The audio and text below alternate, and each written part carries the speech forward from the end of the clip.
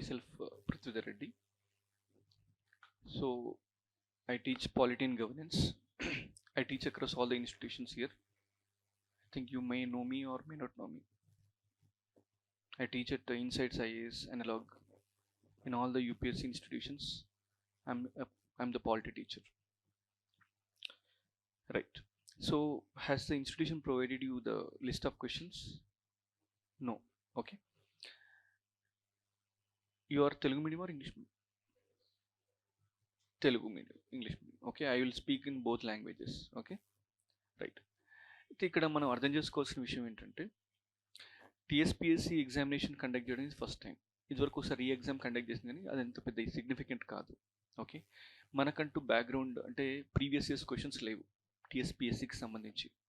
Okay, మరి అలాంటి సందర్భంలో హౌ డు వి అప్రోచ్ అంటే we need to take the help of UPSC questions and also APPSC questions. Okay, anyway such questions will be repeated in one way or the other way in the examination. Definitely the similar kind of questions will be asked in the examination. Did you understand? So we take such questions as a base to understand the requirement of the examination. Okay, right. So then what is my approach towards these classes? I teach both polity and governance and how do I approach అంటే మనం ఎలా దీన్ని ముందుకు తీసుకెళ్తాం అంటే రెండు విషయాలు. ఒకటేమో ముఖ్యంగా ఏ సబ్జెక్ట్, ముఖ్యంగా జాగ్రఫీ లాగా లేకపోతే ఇంకేదైనా సబ్జెక్ట్ అయితే అంత పెద్ద కాన్సెప్షువల్ నాలెడ్జ్ అవసరం లేదు. అవసరమా? అంత అవసరం ఉండకపోవచ్చు, కానీ పాలిటీ అండ్ గవర్నెన్స్ మాత్రం conceptual clarity is very very important. Without such clarity you are not able to approach the examination. For example, suppose if the question arises regarding the basic structure of the constitution, రాజ్యాంగ మౌలిక నిర్మాణం సంబంధించినటువంటి సిద్ధాంతం సంబంధించినటువంటి question approach చేయాలంటే you need to understand what is constitution amendment. Okay, you need to understand what is separation of powers. You need to understand what is separation of powers. You need to understand what are the essential features of the constitution. You need to understand the conflict between executive and judiciary. వీటిపైన అవగాహన లేకపోతే నువ్వు ఆన్సర్ని నువ్వు రాయలేవు. ఏం రాసినా సూపర్ఫిషియల్గా ఉంటుంది, complete sense కనిపించదు ఆన్సర్లో. అంటే నువ్వు అన్నీ రాస్తావంటే రాయవు, ఇవన్నీ పాయింట్స్ రాయవు ఎగ్జామినేషన్లో, కానీ ఈ పాయింట్స్ దృష్టిలో పెట్టుకొని నీ ఆన్సర్ యొక్క నిర్మాణం అనేది డిపెండ్ అయి ఉంటుంది. ఓకే, కాబట్టి నేను ఏం చేద్దాం అనుకుంటున్నా అంటే merely explaining how to write an answer, I would like to add some conceptual background for every question that I am going to discuss. దీనివల్ల ఏమవుతుందంటే మీకు దానికి సంబంధించినటువంటి క్వశ్చన్ ఇంకే రకంగా వచ్చినా కానీ మీరు ఆన్సర్ చేసేటువంటి కెపాసిటీ వస్తుంది. Okay, if you want to write a better introduction for any question, you need to be able to write, you need to able to have the better conceptual clarity. అది లేకపోతే నువ్వు మంచి introduction రాయలేవు, అది impossible. కాబట్టి నేనేదో మెకానికల్గా రోబోలోకి వచ్చేసి ఇలా చెప్తే అలా రాదు మీకు సబ్జెక్ట్. దానికంటే బదులు మీరు బయట క్వశ్చన్ పేపర్స్ ఆన్సర్స్ దొరికితే చదువుకుంటే అయిపోతుంది కదా, దాని క్లాస్కి రావడం ఎందుకు, అవసరం లేదు కదా. ఇదంతా ఎందుకు చెప్తానంటే I'm trying to orient you towards a preparation. ఓకేనా, right. So first of all, do you have the syllabus with you? Can you please get me? Okay, right. భారత రాజ్యాంగం, పరిణామ క్రమం, ముసాయిదా కమిటీ, రాజ్యాంగ తత్వం మరియు పీఠిక, ముఖ్య లక్షణాలు, ప్రాథమిక నిర్మాణం మరియు సవరణ. Okay, how the constitution has evolved. Okay, first important aspect is what is it? Evolution of the constitution. Yes or no? రాజ్యాంగ పరిణామ క్రమం, రాజ్యాంగ పరిణామ క్రమం. Okay, if this particular topic is there, okay, what could be the potential question if the examiner wants to question you? Okay, definitely he may ask you a direct question. Trace the evolution of Indian constitution. Trace the evolution of Indian constitution. Write down the question. Okay, Indian constitution has been shaped by both the freedom struggle as well as due to the legislative reform introduced by the Britishers. Due to the legislative reform, both by the freedom struggle and due to the legislative reform introduced by the Britishers. Both the legislative reforms introduced by the Britishers. Okay, analyse. Okay, విశ్లేషించు. అంటే భారత రాజ్యాంగం యొక్క పరిణామం అనేది స్వాతంత్రోద్యమం మరియు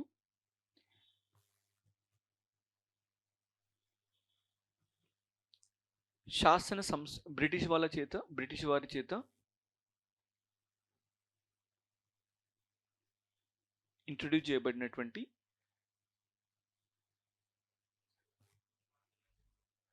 పరిణామ క్రమం స్వాతంత్రోద్యమం మరియు లెజిస్లేటివ్ రిఫార్మ్ అంటే బ్రిటిష్ వారి చేత ప్రవేశపెట్టబడిన శాసన సంస్కరణల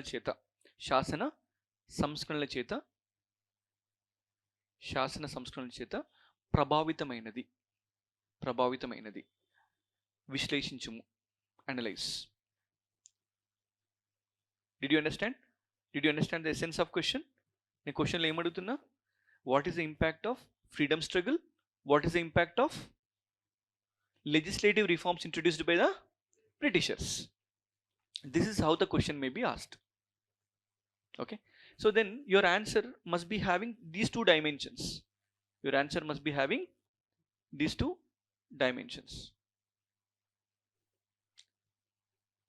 So how to open the next page?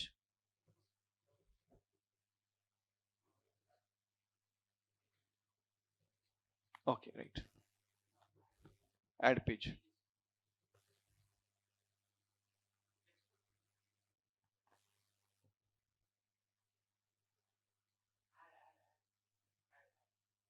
Okay. Right. Okay. So your answer must be having both the impact of freedom struggle and also the impact of legislative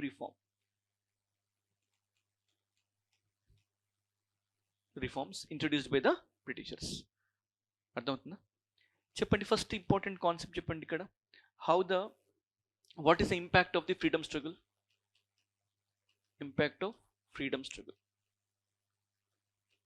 First of all, the answer must be having 3 dimensions, as you know very well. Introduction, body, and what else? Conclusion. Okay, right. So introduction in rastaru mari. How to write introduction? General introduction shall not be exceeding 15 to 20% of the whole answer. అంటే ఆన్సర్లో suppose 150 words ని అనుకోండి, 150 words. Okay, introduction ఎంత ఉండాలా? Not more than 15 to 20 words. అంటే it must be very simple in size. Okay, number 1. Number 2 ఏంటంటే the introduction must be clearly introducing the answer. You need not explain the concept that you are going to explain in the body of the answer. For example, ee particular question ki introduction em rastaru cheppandi. Okay, write down the introduction. Indian constitution has been shaped. మీరు తెలుగులో translate చేసుకోగలుగుతారా లేదా? Okay, చెప్తాను. Okay, Indian constitution has been shaped both by freedom struggle and legislative reform.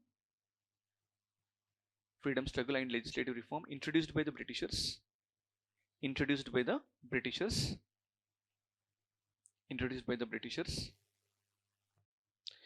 terms of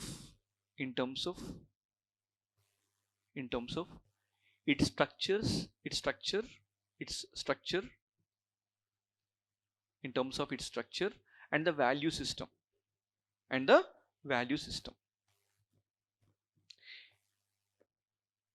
In terms of its structure and value system, which can be seen in the form of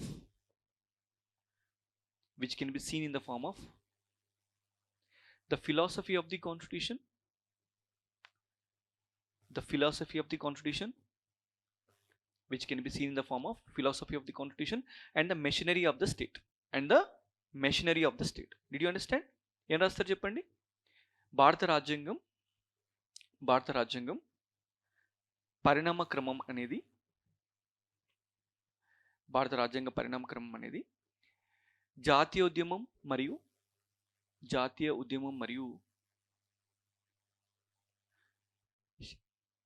British వారి చేత ప్రవేశపెట్టబడిన శాసన సంస్కరణ ద్వారా ప్రవేశపెట్టబడినటువంటి శాసన సంస్కరణ ద్వారా ప్రభావితమైనది. What is that? ప్రభావితమైనది. ఈ ప్రభావం రాజ్యాంగ విలువలపైన మరియు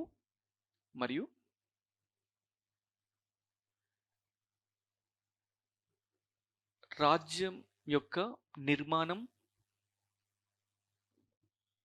పైన అధిక ప్రభావాన్ని చూపింది. Yes or no? చూసారు ఇప్పుడు ఇంట్రడక్షన్ ఎలా ఉంది? Is it really introduction or not? Really introduction. It is introduction in true sense. ఇప్పుడు ఎగ్జామినర్కి క్లియర్గా అర్థమైపోతుంది నువ్వేం రాస్తున్నావు అనేది. విలువల గురించి రాస్తున్నావు, స్ట్రక్చర్ గురించి రాస్తున్నావు, స్టేట్ స్ట్రక్చర్ గురించి రాస్తున్నావు, కాన్స్టిట్యూషనల్ వాల్యూస్ పైన రాస్తున్నావు. Is it clear? Right. Next side heading. Next బాడీలో ఏం రాస్తావు? First impact of, next side హెడ్డింగ్లో రాయండి, impact of freedom struggle. In the body of the answer you need to write this. Okay, the impact of freedom struggle can be seen in the following way.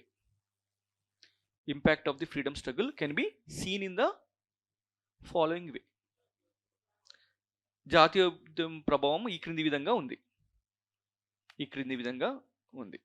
అంటే నేను చెప్పింది కొంచెం క్రూడ్గా ఉండొచ్చు, please మీరు తెలుగులో you need to arrange the things in a proper fashion. Okay, right. First point ఏం రాస్తారు? Okay, first లైన్లో ఏం రాస్తారంటే ఫస్ట్ లైన్లో రాయండి, జాతీయ ఉద్యమ ప్రభావం, the impact of the freedom struggle clearly impacted the values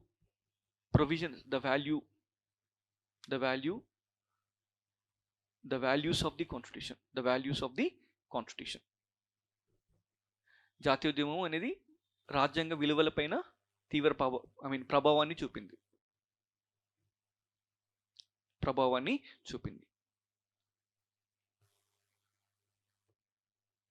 okay, అర్థమవుతుందా?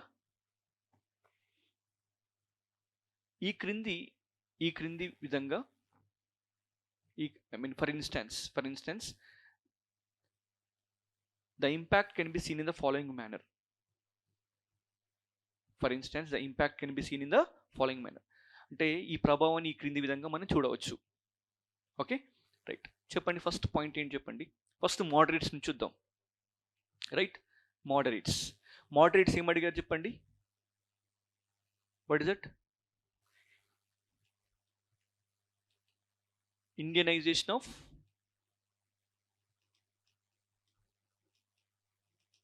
అడ్మినిస్ట్రేషన్.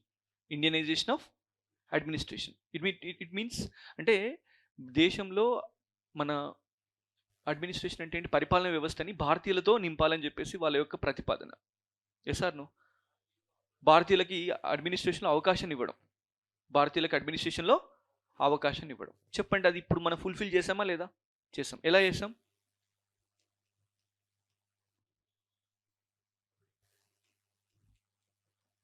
ఇవి ఎట్లాంటి ఎగ్జామినేషన్ కండక్ట్ చేస్తాయి? ఓపెన్ కాంపిటీషన్ సిస్టమ్, అందరికీ అవకాశాలు. ఈ అవకాశాలను ఏ ఆర్టికల్ ప్రకారం మనం చూడొచ్చు? Article 16. Did you understand? Indianisation of administration. Okay, next number two రండి. పరిపాలనలో భారతీయులకి భాగస్వామ్యం. Number two, giving more representation for Indians. Representation for Indians in legislature. అంటే శాసన వ్యవస్థలో భారతీయులకు ఏం చేయాలి? ప్రాధాన్యతని పెంచాలి. శాసన వ్యవస్థలో భారతీయులకి ప్రాధాన్యతని పెంచడం. అర్థమవుతుందా? అంటే డెమోక్రసీ అంటే that is more meaningful only when you are giving the representation to the people in the proper sense. ప్రజలకి ప్రాతినిధ్యం కల్పించినప్పుడే ప్రజాస్వామ్యం యొక్క డెమోక్రటిక్ స్పిరిట్ అనేది ఫుల్ఫిల్ అవుతుంది. కాబట్టి ఆ వాల్యూ సిస్టమ్ని ఎలా చూడొచ్చు మనం? ఫ్రీడమ్ స్ట్రగుల్లో చూడొచ్చు. Okay, right. Next number 3. during the Vande Mataram movement,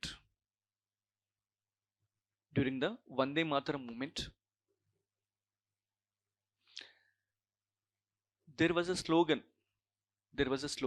What is that slogan? No taxation without representation. అంటే వందే మాతరం ఉద్యమంలో okay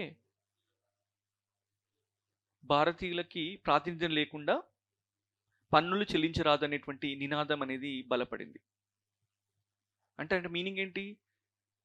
it has a impact on constitution. ఏ ఆర్టికల్ చెప్తుంది చెప్పండి అలా? Article 265. No taxation without the authority of law. No taxation without the authority of law. అంటే చట్టం సమ్మతి లేకుండా పన్నులు వేయడానికి వీలు లేదు. చట్ట సమ్మతి లేకుండా పన్నులు వేయడానికి వీలు లేదు. Yes or no? Yes. Okay, similarly okay ఇప్పుడు నేను చెప్పే ఆన్సర్ ఏదైతే ఉందో చాలా లెందీగా ఉంటుంది. ఎందుకు లెందీగా ఉంటుంది అంటే ఇది కేవలం ఈ సందర్భంలో కాకుండా మీకు ఇంకే సందర్భంలోనే ఉపయోగపడేలాగా నేను చెప్తున్నా. సార్ ఎందుకు సార్ ఇంత పెద్ద ఆన్సర్స్ మాకు అవసరం అంటే కాదు. I'm trying to give you content. ఈ కంటెంట్ మీరు ఎక్కడైనా వాడచ్చు. Okay, right. సిమిలర్లీ నెక్స్ట్ ఇంకొక పాయింట్ రాయండి. The constitution of India bill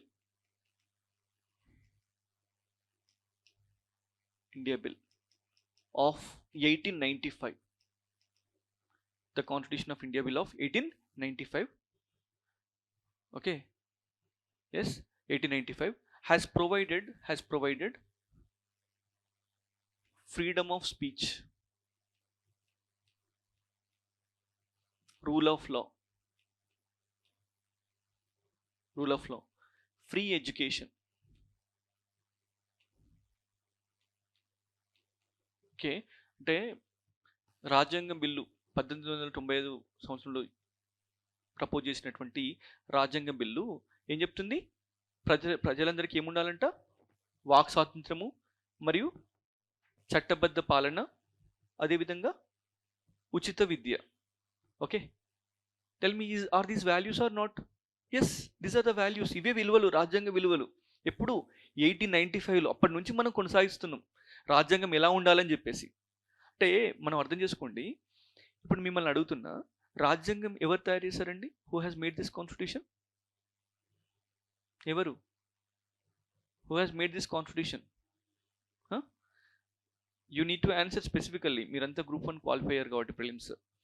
constituent assembly, రాజ్యాంగ సభ. ఎక్కడుంది? ప్రియాంబుల్లో ఉంది. Enacted and adopted by constituent assembly. మరి నేను అడుగుతున్నా, రాజ్యాంగం ఎన్ని రోజులు తయారు చేశారు? 2 సంవత్సరాల 11 months 18 days. కానీ నిజానికి చెప్పాలంటే రాజ్యాంగ విలువలపైన ఒక రకమైన ఏకాభిప్రాయం అనేది మనకు ఫ్రీడమ్ స్ట్రగుల్లోనే వచ్చింది. అర్థమవుతుందా? అంటే రాజ్యాంగ నిర్మాణం అనేది ఈ రాజ్యాంగ సభ చేసినప్పటికీ కూడా రాజ్యాంగం యొక్క స్వరూపం ఎలా ఉండాలి, రాజ్యాంగం ఎలాంటి మౌలిక సిద్ధాంతాల గురించి మాట్లాడాలి, ఎలాంటి విలువల గురించి మాట్లాడాలి దానిపైన మనకు ఫ్రీడమ్ స్ట్రగుల్లోనే ఒక రకమైనటువంటి ఒక ఏకాభిప్రాయం అనేది వచ్చింది. There was a near unanimity during the freedom struggle it self regarding the value components of the constitution. So what we have done in the 2 years, 11 months, 18 days, we just consolidated all these views together to give this constitution. అంటే ఏంటి? రాజ్యాంగం యొక్క విలువల పైన ఒక రకమైన ఏకాభిప్రాయం అనేది మనకు ఫ్రీడమ్ స్ట్రగుల్లోనే వచ్చింది. మన ఫ్యూచర్లో వచ్చేటువంటి గవర్నమెంట్ ఎలా ఉండాలి అనే దానిపైన మనం రకరకాల విశ్లేషణలు, రకరకాల ప్రపోజల్స్ని మనం ఫ్రీడమ్ స్ట్రగుల్లోనే చూసాం. One of such proposal is constitution of India bill of 1895. Okay, next point.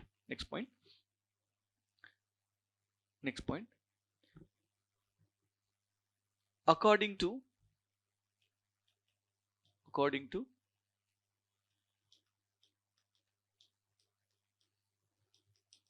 Annie Besant's Commonwealth of India Bill.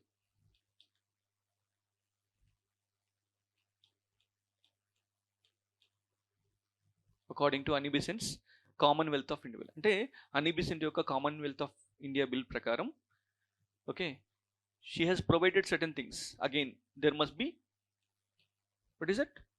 Rule of law. Okay, ఇవన్నీ ఎలా ప్రపోజ్ చేస్తున్నారు? ఆ సమయంలో ఉన్నటువంటి బ్రిటిష్ రిప్రెషన్ని ఆధారంగా చేసుకొని ప్రభుత్వం అంటే ఎలా ఉండాలి, ఆదర్శవంతమైన ప్రభుత్వం ఎలా ఉండాలి అనే దాన్ని ఊహిస్తూ వాళ్ళు ఇచ్చినటువంటి ప్రపోజల్స్ అన్నమాట ఇవన్నీ. Okay, similarly rule of law, free education,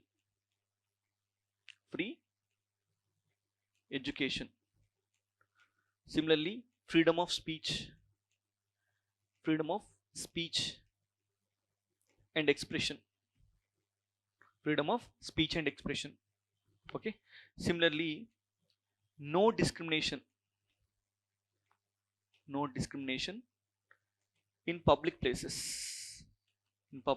places. Okay, so ఇలాంటివి దేనిలో ఉన్నాయి? కామన్వెల్త్ ఆఫ్ ఇండియా బిల్లో ఉంది. అర్థమవుతుందా?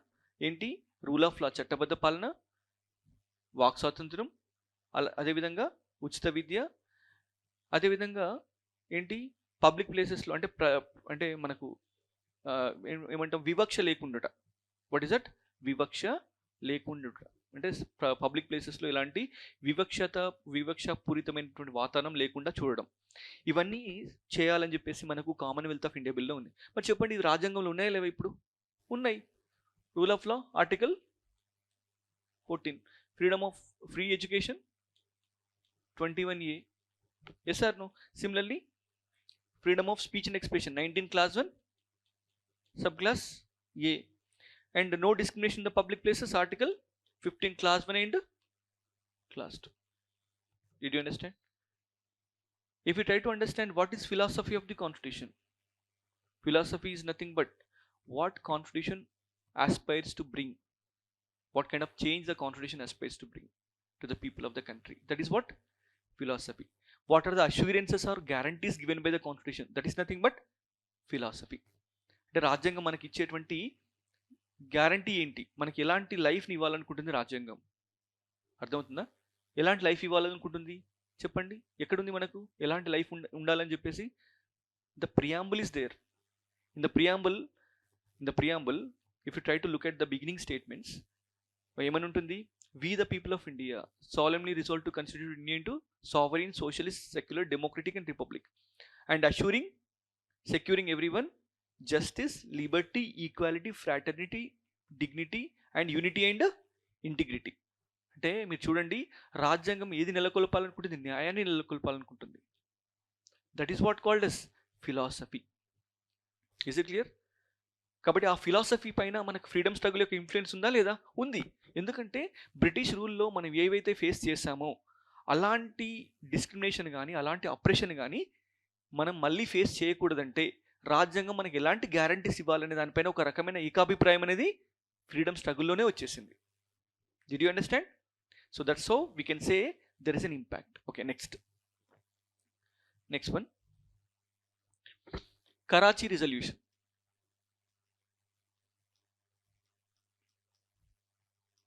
of 1931. Karachi resolution of 1931. Of course, before Karachi resolution, can you write Nehru report? Yes, Nehru report of 1928. ఇది చాలా గొప్ప report యాక్చువల్గా చెప్పాలంటే. ఎందుకు గొప్ప రిపోర్ట్ అంటే, this report has given an example how to reconcile the majority and minority. అంటే దేశంలో మైనారిటీలకి స్వేచ్ఛ ఉంటుంది, స్వాతంత్రం ఉంటుంది, వాక్ స్వాతంత్రం ఉంటుంది, మత స్వేచ్ఛ ఉంటుంది అని చెప్పినటువంటి రిపోర్ట్ ఏంటి? నెహ్రూ రిపోర్ట్. చెప్పాలంటే Nehru report is a draft constitution.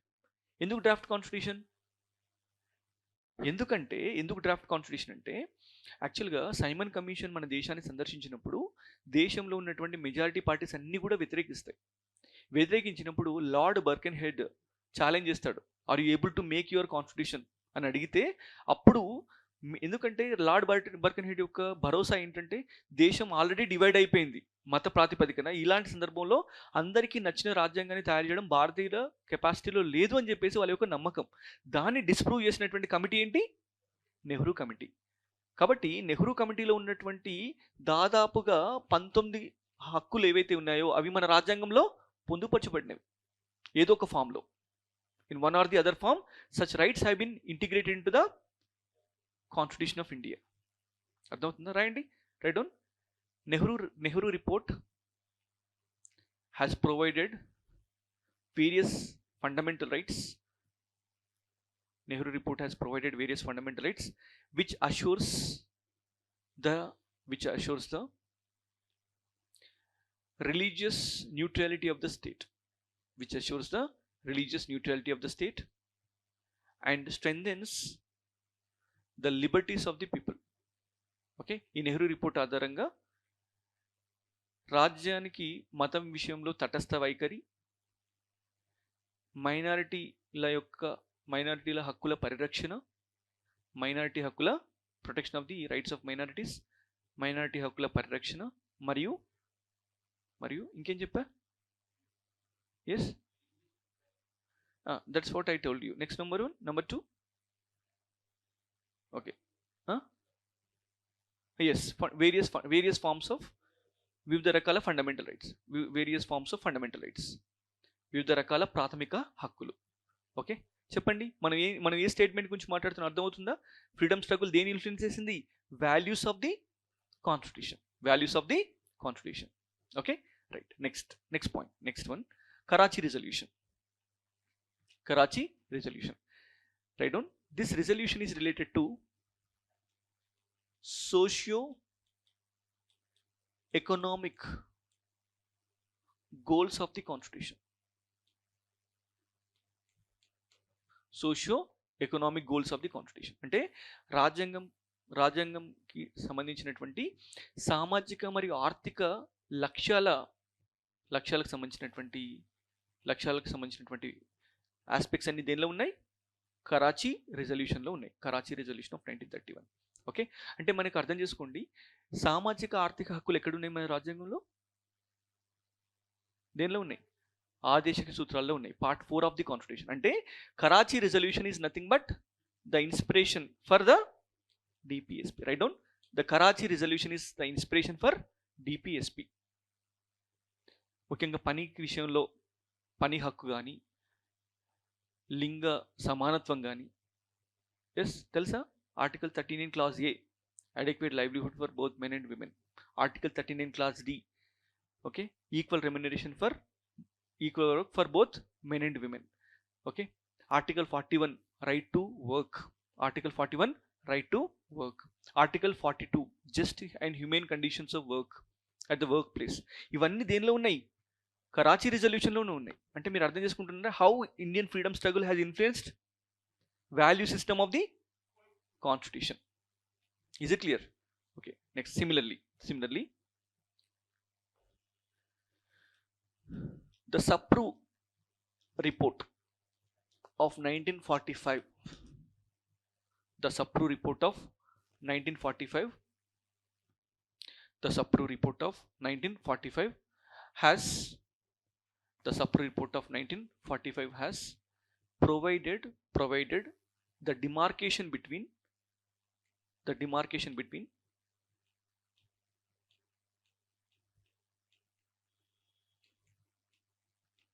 justiciable and non-justiciable parts of the constitution. Justiciable means what is non-justiciable? Justiciable అంటే ఏంటి? సమ్మతి కలిగినవి, న్యాయ సమ్మతి లేనివి.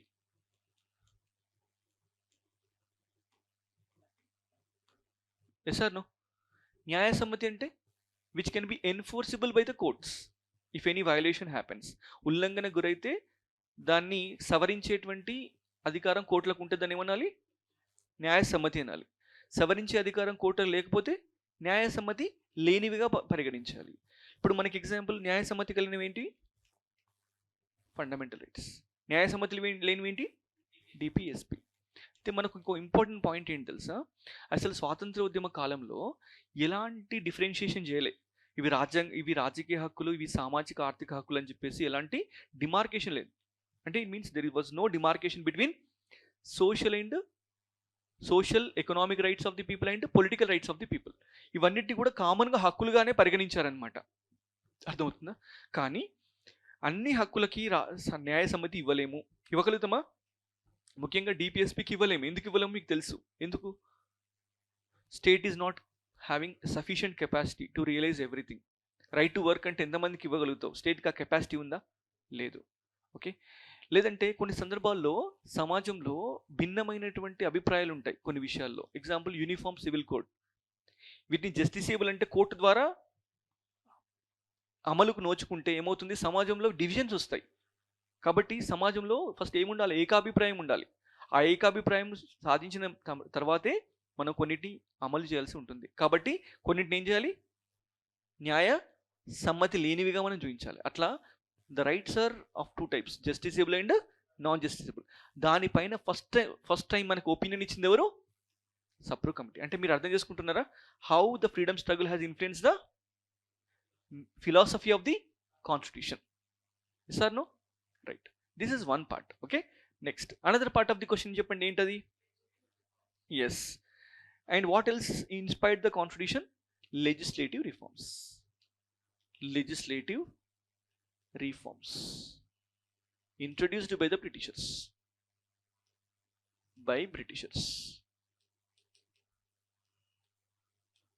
Legislative reforms introduced by Britishers. I told you another important point. These legislative reforms have impacted what? Structural aspects of constitution. Freedom struggle impacted philosophical aspects of constitution. రాజ్యాంగ తత్వాన్ని ప్రభావితం చేసింది మన స్వాతంత్రోద్యమం అయితే, రాజ్యాంగ నిర్మాణాన్ని అంటే స్ట్రక్చర్ని ఇన్ఫ్లుయెన్స్ చేసింది మాత్రం legislative reforms by introduced by the Britishers. అర్థమవుతుందా? ఈ క్లారిటీ అవసరం. అంటే మనం హిస్టారికల్ అండర్పిన్నింగ్స్ అంటే చారిత్రక నేపథ్యం ఎలా వాడాలంటే ఇలా వాడాలి. ఊరికి చదివితే వర్కౌట్ కాదు అది. దానికి ఒక క్లియర్ మీనింగ్ అండ్ ఒక పర్పస్ ఇవ్వాలి మనం. ఓకే, ఎలా ఇస్తామో చూడండి. ఓకేనా? How we give that purpose. Okay, right. రాస్తారా? నిర్మాణాత్మకమైనటువంటి ప్రొవిజన్స్ అవన్నీ కూడా దేని నుంచి వచ్చాయి? శాసన సంస్కరణల ద్వారా వచ్చాయి. ఓకేనా? రైట్. సో మీరు let us ignore the reforms introduced by the Britishers right from 1773 Regulating Act to 1858 Government of India Act. అది అవసరం లేదు. మరి అన్ని రాయాల్సిన పని లేదు. ఎగ్జామినర్ 1773 రాయకపోతే మార్క్స్ తగ్గించాలని అనుకోడు. ఎందుకు అనుకోడంటే ఇక్కడ నువ్వు లిమిటెడ్ టైంలో లిమిటెడ్ ఎక్స్ప్రెషన్ మాత్రమే అవైలబుల్గా ఉంది కాబట్టి నువ్వు ఇంపార్టెంట్ థింగ్స్ని మాత్రమే హైలైట్ చేస్తావు ఇక్కడ. అర్థమవుతుందా? రైట్. కాబట్టి మనం ఎక్కడి నుంచి రాద్దాం? 1861 ఇండియన్ కౌన్సిల్స్ యాక్ట్ నుంచి రాద్దాం. Yes or no? Yes. For instance okay, ఉదాహరణకి అని చెప్పేసి ఇలా రాస్తారు. ఓకే, మనం ఏమంటున్నాం? స్ట్రక్చరల్ ఆస్పెక్ట్స్ దేని నుంచి వచ్చాయమంటున్నాం? లెజిస్లేటివ్ రిఫార్మ్స్ నుంచి వచ్చాయంటున్నాం. మరి స్ట్రక్చరల్ ఆస్పెక్ట్స్ అంటే ఏంటి? ఎగ్జాంపుల్ చూడండి. First, representative institutions have been introduced by Indian councils act of 1861. అర్థమవుతుందా? For the first time Indian council of India has been established as a legislative institution. Yes or no? In which Indians got the representation. First కొంతమందికి మాత్రం వచ్చింది. For example Raja of Patiala, Benaras and sir Dinkar Rao, వీళ్ళకు మాత్రమే వచ్చింది. అంటే first time introduction మాత్రం, legislature introduction మాత్రం ఎక్కడ జరిగింది? 1861. 1853 చార్టర్ యాక్ట్లో the executive council has sat in 2 sittings. ఒకటేమో లెజిస్లేటివ్ మీటింగ్ అనేది, రెండవది ఎగ్జిక్యూటివ్ మీటింగ్. కానీ రియల్ డిమార్కేషన్ ఎప్పుడు వచ్చింది? 1861 ఇండియన్ కౌన్సిల్స్ యాక్ట్. ఓకే, తర్వాత similarly okay the power of ordinance ఇది దేని ద్వారా వచ్చింది? మీరు ఇలా రాయొచ్చు. For example, Indian councils act has introduced the following changes అని రాయండి. Indian councils act of 1861 has introduced the following changes. దేనికి సంబంధించింది? Structural aspects of the constitution. Right. So ఈ స్ట్రక్చరల్ ఆస్పెక్ట్స్లో ఏమేమి వచ్చినాయి చెప్పండి ఇప్పుడు. Now you just enumerate everything. Number 1, yes, representative institution అంటే భారతీయులకు ప్రాతినిధ్యం. ఒక లెజిస్లేచర్ ఏర్పాటు చేయడం, దానికి భారతీయులకు ప్రాతినిధ్యం ఇవ్వడం. నంబర్ 2 చెప్పండి, ఇంకేముంటుంది చెప్పండి. నంబర్ 2 ఇందాక చెప్పాను కదా, ఆర్డినెన్స్. తెలుసు కదా ఆర్డినెన్స్ అంటే? I don't require to tell you what is ordinance. See in the mains you need to be very precise with the definitions. డెఫినేషన్స్ని మనం క్లియర్గా రాయగలిగితే ఇంట్రొడక్షన్ బాగా రాయగలుగుతాం. ఆర్డినెన్స్ ఏమని చెప్పాలి? It is a legislation issued by the executive which is temporary in nature. Simple, అంతే కదా. కార్యనిర్వహణ వ్యవస్థ ద్వారా వచ్చినటువంటి శాసనాన్ని ఏమంటున్నాం? ఆర్డినెన్స్ అంటున్నాం. కానీ అది ఎలాంటిది?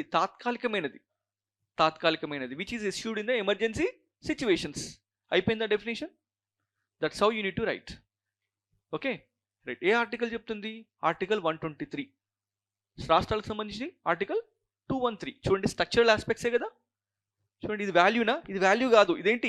స్ట్రక్చర్, నిర్మాణ ప్రక్రియ. ఓకే, అలాగే portfolio system.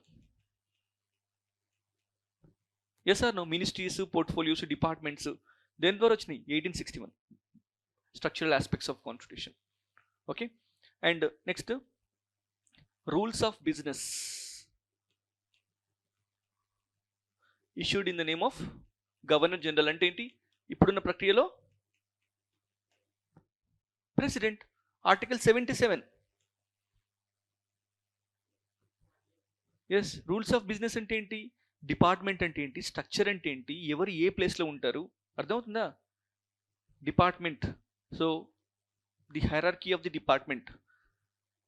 Okay, headed by secretary. Okay, there will be, what is that, wing headed by additional secretary or joint secretary. Okay, below which there will be, who will be there? Okay, division headed by deputy secretary. Below which there will be branch headed by under secretary.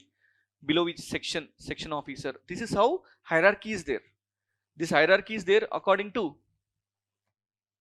what is that? Rules of the business. అంటే ప్రభుత్వ నిర్మాణం అంతా కూడా దేనిలో ఉంది?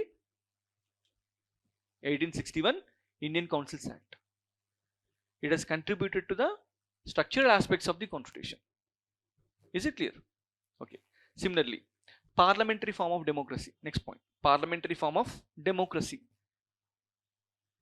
It is also structural aspect that is inspired from 1861 Indian Councils Act.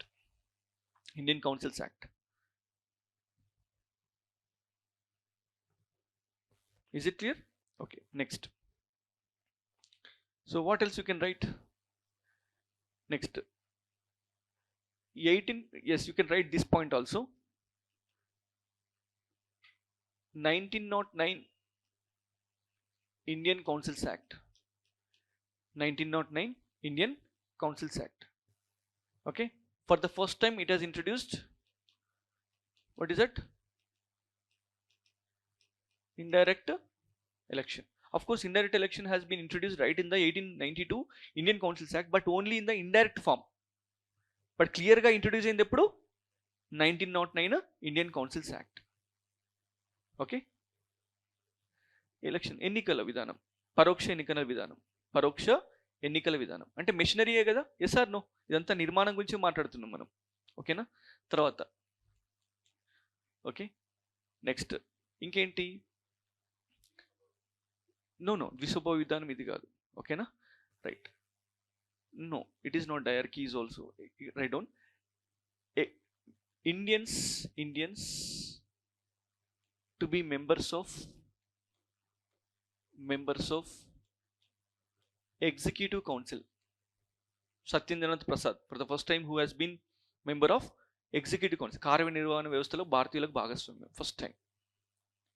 Okay, yes. తర్వాత ఇంకొకటి, నేను నిర్మాణం గురించి మాట్లాడుతున్నా కాబట్టి దాని గురించి నేను మాట్లాడుతున్నా. ఓకేనా? అంటే అన్ని ప్రొవిజన్స్ మాట్లాడను, దేని గురించి మాట్లాడుతా? కేవలం నిర్మాణం గురించి మాత్రమే. మనం ఆన్సర్ రాస్తున్నాం ఇక్కడ. ఓకేనా? రైట్. సో నెక్స్ట్ ఇంకా ఇంపార్టెంట్ థింగ్ ఏంటంటే cut motions and supplementary questions.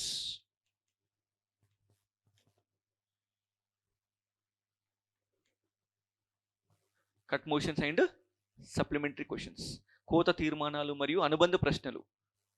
ఇది ఫస్ట్ టైం దేనిలో ఇంట్రొడ్యూస్ అయింది? 1909 Indian councils act. 1909 Indian councils act. అలాగే నెక్స్ట్ సపరేట్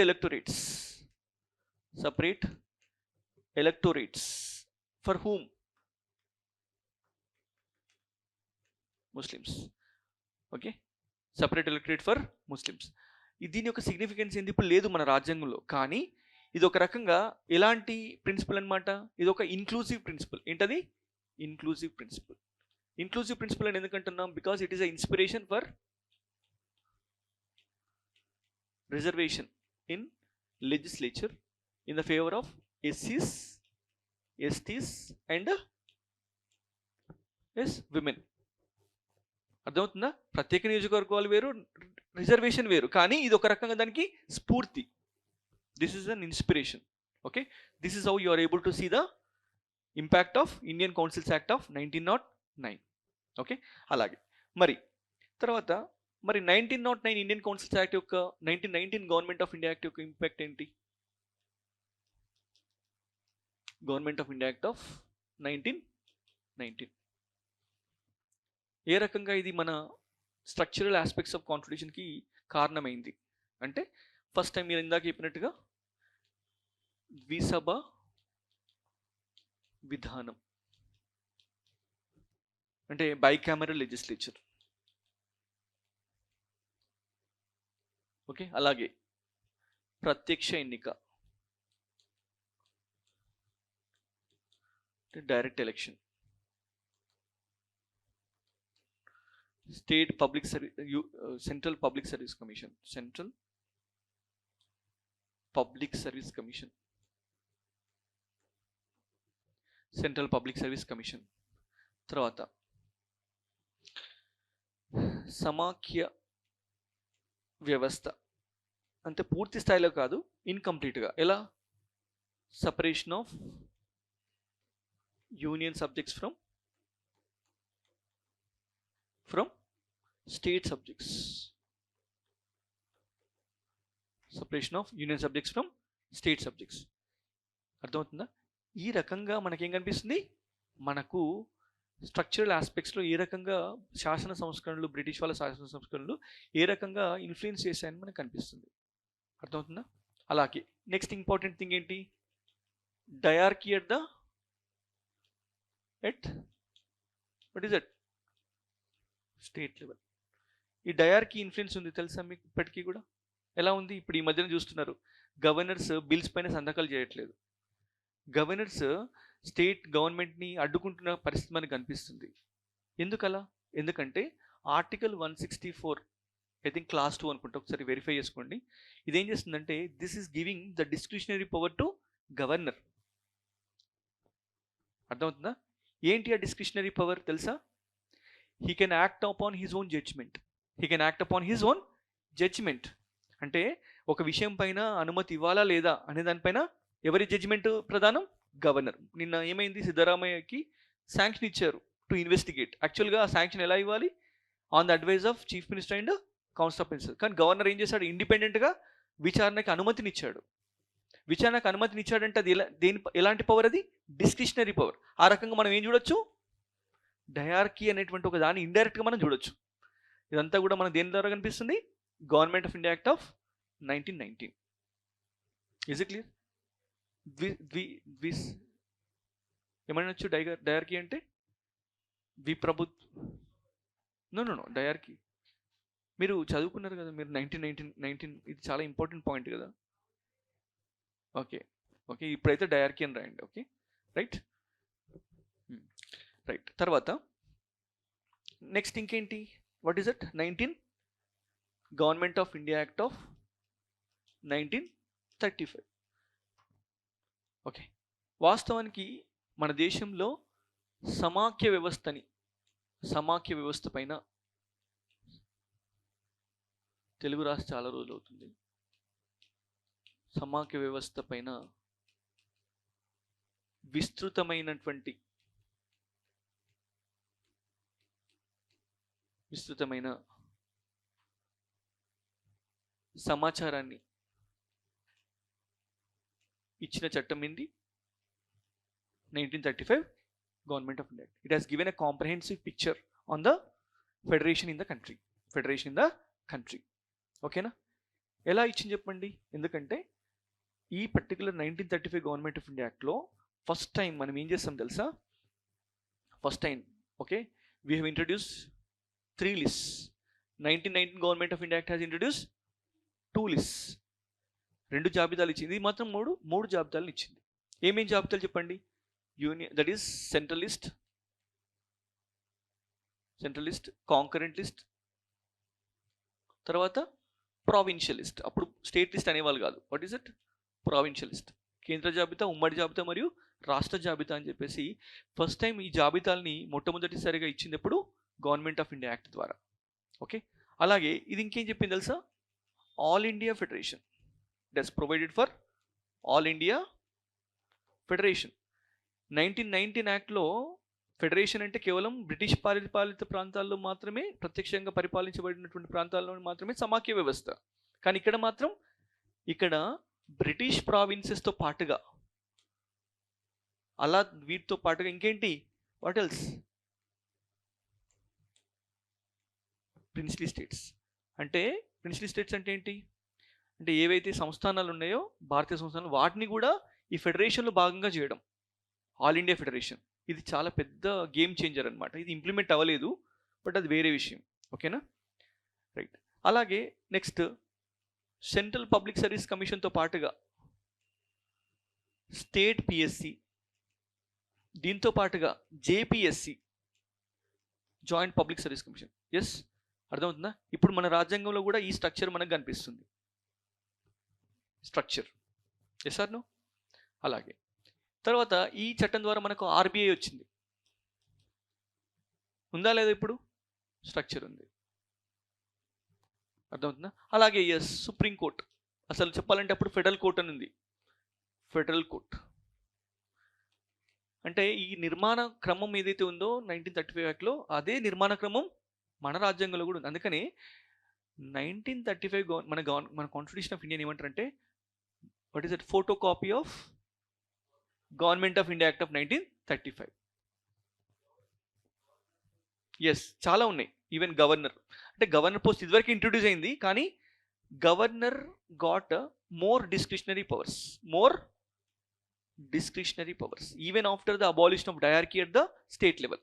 రాష్ట్ర స్థాయిలో డయార్కీని రద్దు చేసినప్పటికీ కూడా గవర్నర్కి రాష్ట్రాల అడ్మినిస్ట్రేషన్ పైన విచక్షణాధికారాలు ఇచ్చిన చట్టం ఏంటి, 1935 government of India act. Okay, అలాగే రెసిడ్యూరీ పవర్స్, అవశిష్టాధికారాలు ఎవరి చేతిలోకి వెళ్ళినాయి, గవర్నర్ జనరల్ చేతిలోకి వెళ్ళినాయి. ఏ చట్టం ప్రకారం, 1935 గవర్నమెంట్ ఆఫ్ ఇండియా యాక్ట్. మరి ప్రస్తుతం ఉన్న నిర్మాణ క్రమంలో కూడా రెసిడ్యూరీ పవర్స్ ఎవరి చేతిలో ఉంటాయి, ఆర్టికల్ 248 ప్రకారం central government, that is the union parliament will be having residuary powers of legislation. Yes or no. Yes, concurrent లిస్ట్తో పాటుగా residuary power is exclusive domain of union parliament. అంటే ఈ రకంగా 1935 government of India act has influence the structural aspects of the constitution. Yes, so ఇలా రాయాలి మీరు answer. ఇప్పుడు ఇలా రాసిన తర్వాత చెప్పండి, మీకు మార్క్స్ మిస్ అవ్వడానికి ఛాన్స్ ఉందా, లేనే లేదు. ఎందుకు, మీరు క్లియర్గా రాస్తున్నారు, వాల్యూస్ రాస్తున్నారు, స్ట్రక్చర్ రాస్తున్నారు. బ్రిటిష్ వాళ్ళ అడ్మినిస్ట్రేషన్ మనకు వాల్యూస్ నేర్పించలే, వాళ్ళ ద్వారా వచ్చినటువంటి ప్రాబ్లమ్స్ వల్ల మనకు ఏం వాల్యూస్ ఉండాలో రాజ్యాంగంలో అనే విషయం పైన మనకు ఒక స్పష్టత అనేది వచ్చింది. Okay right. You can write anyway, కానీ దానికి రాజ్యాంగంలో ఉన్న రిలేషన్షిప్ రాయాలి. ఓకేనా? రైట్. నెక్స్ట్ లైన్లో రాయండి. లాస్ట్లో కన్క్లూజన్ ముగింపు ఏమన్నా రాస్తారు? ముగింపు సైడ్ హెడింగ్ పెట్టారు ఎగ్జామినేషన్లో. ఓకే, నేను చెప్తున్న ఊరికే, ఓకే, మీకు ఐడియా ఉండడం కోసం. Okay, right down. Thus the freedom struggle has contributed to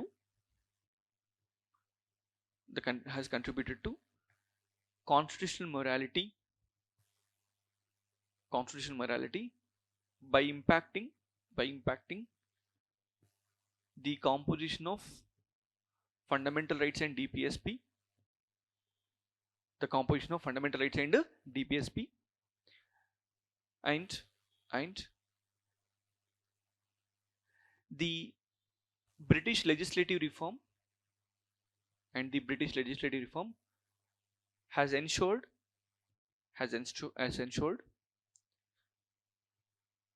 the present structures of state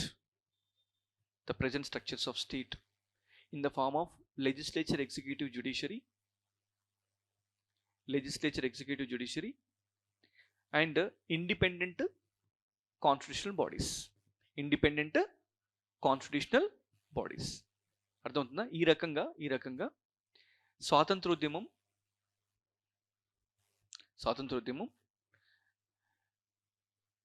ప్రాథమిక హక్కులు మరియు ఆదేశిక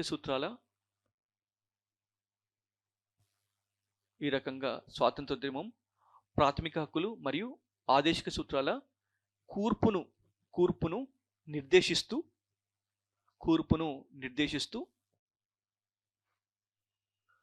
రాజ్యాంగ విలువల్ని రాజ్యాంగంలో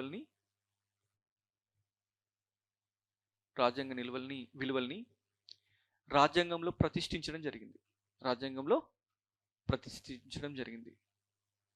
మరొక వైపు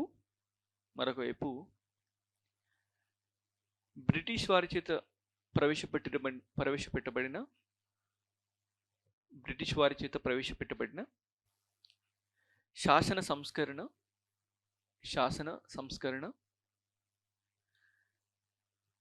దేశంలో వ్యవస్థల యొక్క ఉనికిని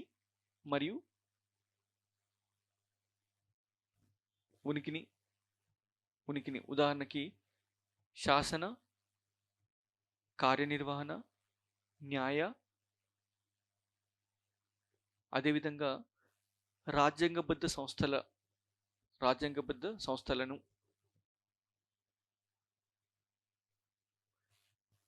నెలకొల్పడం మరియు వాటి యొక్క పనితీరుని నిర్దేశించడంలో ఉపయోగపడ్డాయి. ఇది this is how you need to right the answer. అర్థమవుతుందా? మీకు ఒక క్లారిటీ వచ్చిందా? అంటే హిస్టారికల్ అండర్పిన్నింగ్స్ని మనం ఏ రకంగా ఆన్సర్గా మలచాలనే విషయం పైన మీకు ఒక అవగాహన వచ్చిందా? So this is how we need to think about the things. Okay, right. ఇది first important dimension of what is that evolution of the constitution. తర్వాత నెక్స్ట్ ఇంకొన్ని విషయాలు మనం మాట్లాడుకోవాలి. ఓకేనా? ఏ విషయాలపైన మనం డిస్కస్ చేయాలంటే how the constitution was enacted, how the constitution was drafted. Okay, how the constitution was drafted.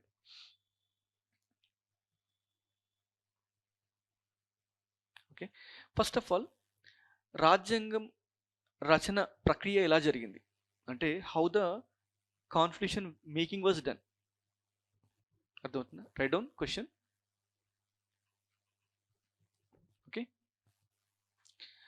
భారత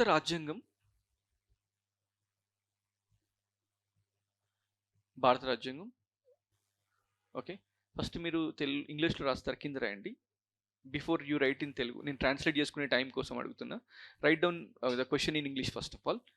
ఇండియన్ కాన్స్టిట్యూషన్ మీరు మీ తెలుగులో ఇంగ్లీష్లో రాసుకుంటే ప్రాబ్లం ఏంటి?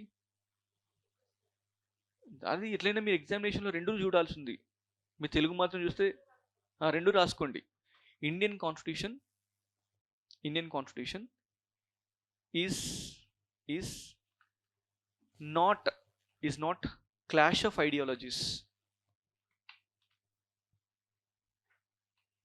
Indian Constitution is not clash of ideologies but convergence. Indian Constitution is not clash of ideologies but convergence. Okay, analyse. అర్థమవుతుందా మీకు? Question అర్థమైందా? భారత రాజ్యాంగం అనేది సైద్ధాంతిక విభేదాలతో కాదు, ఏం రాస్తున్నారు? సైద్ధాంతిక విభేదాలతో కాదు, సైద్ధాంతిక కన్వర్జెన్స్ ఏం రాస్తారు? సిద్ధాంతాల సమ్మేళనం. సిద్ధాంతాల సమ్మేళనం చర్చించుము. సిద్ధాంతాల సమ్మేళనం చర్చించుము. అర్థమవుతుందా మీకు పాయింట్? అంటే మీకు రాజ్యాంగం యొక్క నేపథ్యం, రచన ప్రక్రియ మీకు అర్థమైతేనే ఈ క్వశ్చన్ మీరు ఆన్సర్ చేస్తారు. అర్థమవుతుందా? రాజ్యాంగం ఏ రకంగా రచించారు అనే విషయం పైన మీకు ఆ స్పష్టత ఉంటేనే మీరు ఈ ఆన్సర్ని మీరు రాయగలుగుతారు, లేకపోతే రాయలేరు. Yes or no? Okay, right. యాక్చువల్గా చూస్తే మీకు ఒక బ్రీఫ్ పిక్చర్ ఇస్తా ఫస్ట్ ఈ క్వశ్చన్ మనం డిస్కస్ చేసే ముందు. ఓకేనా? రాజ్యాంగ నిర్మాణ ప్రక్రియ అనేది చాలా సంక్లిష్టమైన ప్రక్రియ. ఎందుకంటే నేపాల్ చూడండి, దాదాపు ఒక డికేడ్ అవుతుంది వాళ్ళ రాజ్యాంగ నిర్మాణాన్ని కొనసాగించబట్టి. ఇంతవరకు కూడా వాళ్ళకి సయోధ్య లేదు. They are at to reach a consensus. ఒక ఏకాభిప్రాయం రావట్లేదు వాళ్ళకి ఇలాంటి రాజ్యాంగం మనకు కావాలనే విషయం పైన. అర్థమవుతుందా? కానీ మన రాజ్యాంగ నిర్మాణం చాలా సాఫీగా జరిగింది, చాలా ఈజీగా జరిగింది. దానికి చాలా కారణాలు ఉన్నాయి. కానీ సైద్ధాంతిక విభేదాలు లేవని కాదు, ఉన్నాయి. సైద్ధాంతిక విభేదాలు ఖచ్చితంగా ఉన్నాయి. ఇప్పుడు ఎగ్జాంపుల్ చూడండి, మహాత్మా గాంధీ యొక్క ఉద్దేశం ఏంటి రాజ్యాంగ పైన తెలుసా? మహాత్మా గాంధీ ఏమంటాడంటే పరిపాలన వికేంద్రీకరణ.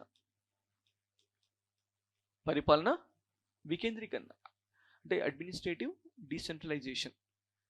ఓకే, అంటే గాంధీజీ యొక్క అభిప్రాయం ఏంటంటే దేశవ్యాప్తంగా ఒక పంచాయతీ వ్యవస్థని నెలకొల్పడం. సరే, ఇప్పుడు లేవా అంటే అలా కాదు. There must be state level panchayati, central level panchayati, district level panchayati, mandal level panchayati and village level panchayati. గ్రామ ప్రజలు మండల్ లెవెల్ పంచాయతీని అనుకుంటారు, మండల్ ప్రజలు జిల్లా లెవెల్ ప్రజలు రాష్ట్ర స్థాయి నుంచి జాతీయ స్థాయి. ఈ రకంగా ఒక లూజ్ నెట్వర్క్ ఆఫ్ గవర్నమెంట్ని ఏర్పరచడం. What kind of government? ఒక లూజ్ నెట్వర్క్ ఆఫ్ గవర్నమెంట్. అర్థమవుతుందా? గాంధీజీ యొక్క ఒపీనియన్ ప్రకారం మనం ఏం నెలకొల్పాలి? గ్రామ స్వరాజ్యాన్ని నెలకొల్పాలి. What is that? గ్రామ స్వరాజ్యం. ఓకే, అంటే village level republic. What is that? Village రిపబ్లిక్ని ఏర్పరచాలి. ఈ విలేజ్ రిపబ్లిక్లో 3 అంశాలు ఉంటాయి. ఏంటి చెప్పండి? సెల్ఫ్ గవర్నెన్స్, స్వపరిపాలన. దీని ద్వారా ఏంటది? పంచాయతీరాజ్ ఇన్స్టిట్యూషన్స్. ఓకే, అలాగే సెల్ఫ్ డెవలప్మెంట్, స్వయం అభివృద్ధి. దేని ద్వారా? కోఆపరేటివ్స్ అంటే సహకార సంస్థలు. అలాగే తర్వాత self production by means of cottage industries, కుటీర పరిశ్రమలు. ఇది గ్రామ స్వరాజ్యం. ఇది గాంధీజీ యొక్క ఒపీనియన్. అర్థమవుతుందా? గాంధీజీ యొక్క నమూనా. ఇది గాంధీయన్ నమూనా. ఈ గాంధీయన్ నమూనాని ముందుకు తీసుకెళ్ళింది ఎవరు? రాజ్యాంగ సభలో Shriman Narayan Agarwal has propose this Gandhian plan to be implemented in the constitution making. అర్థమవుతుందా? ఓకే, మీరు రాస్తారా పాయింట్స్? ఎలా? ఇప్పుడు క్వశ్చన్ ఏమడిగా? కాన్స్టిట్యూషన్ ఈజ్ సమ్మేళనం అని చెప్పేసి చెప్తున్నాం. విశ్లేషించండి. ఓకేనా? Right down. రాజ్యాంగం యొక్క రాజ్యాంగం యొక్క భారత రాజ్యాంగం ప్రధానంగా ఒక సంక్షేమ రాజ్యాన్ని నెలకొల్పింది. సంక్షేమ రాజ్యాన్ని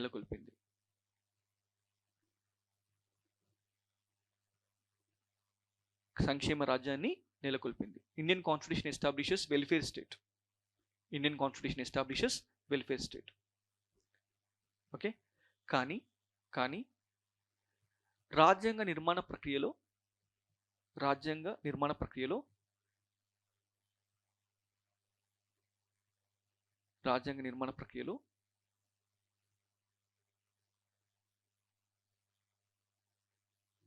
రాజ్యాంగ విలువల యొక్క ప్రాధాన్యాలపైన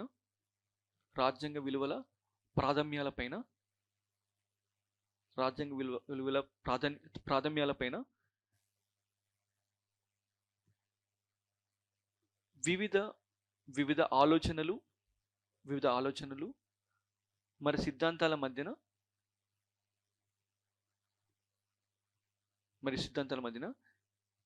తీవ్రమైన చర్చ జరిగింది.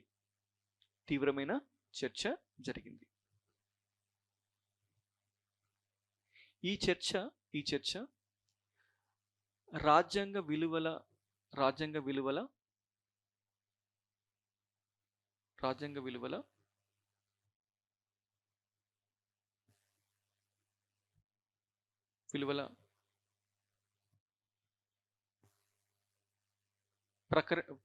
ప్రకటనకి దోహదం చేసింది. Right down the discussion within the Constituent Assembly, various ideologies has led to the establishment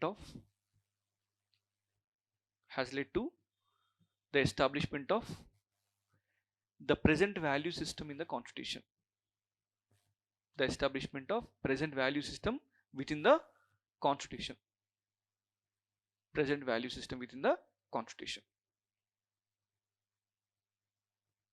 Did you understand? This is what introduction. అర్థమవుతుందా? ఎలా రాసాం ఇంట్రొడక్షన్ అంటే మనం విషయంలోకి వెళ్ళకుండా ఆ విషయానికి సంబంధించినటువంటి ఒక కంటెక్స్ట్ని వివరించాం. ఇక్కడ introduction is all about context. ఏ కంటెక్స్ట్లో నువ్వు ఈ ఆన్సర్ రాస్తున్నావు అనే దాని కంటెక్స్ట్ అనేది ఇంట్రొడక్షన్లో ఉంటుంది. ఓకేనా? Right. In the body of the answer what you need to right down. During the making of the constitution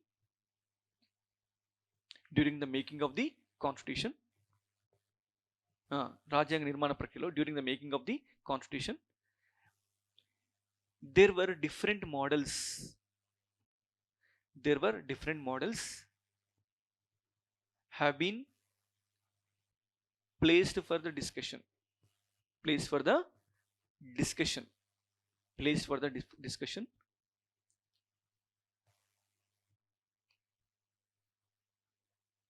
in shaping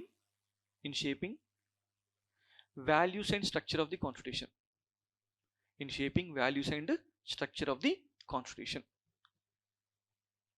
అర్థమవుతుందా?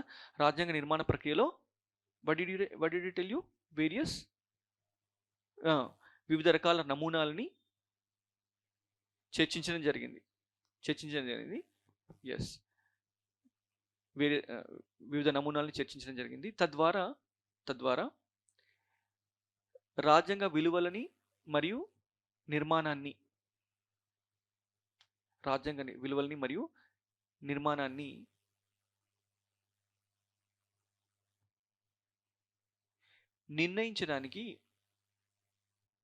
నిర్ణయించడానికి ప్రయత్నాలు జరిగాయి.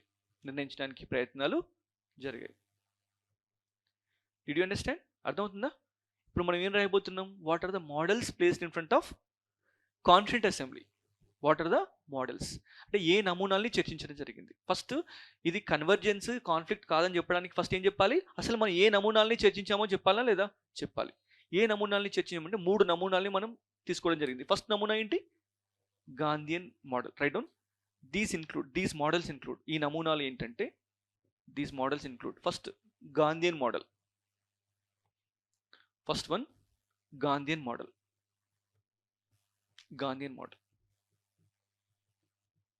Okay, what is there in the Gandhian model? What is the core concept of Gandhi? Right down.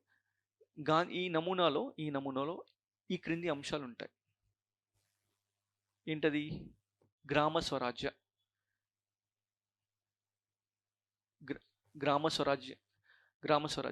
గ్రామ స్వరాజ్యాన్ని నెలకొల్పడం, ఓకేనా? అంటే village empowerment, okay, establishment of village republics, okay, which includes the following. ఏంటని చెప్పండి? స్వపరిపాలన, రైట్ డౌన్, స్వపరిపాలన. నెంబర్ 2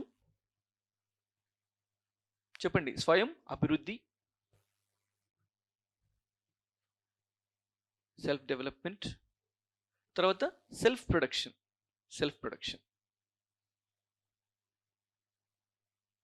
ఓకే, ఇది ఒక ఫస్ట్ పాయింట్ రాశారు కదా, రైట్. నెక్స్ట్ సెకండ్ పాయింట్, దీనిలోనే second point, establishment of loose network of panchayati institutions.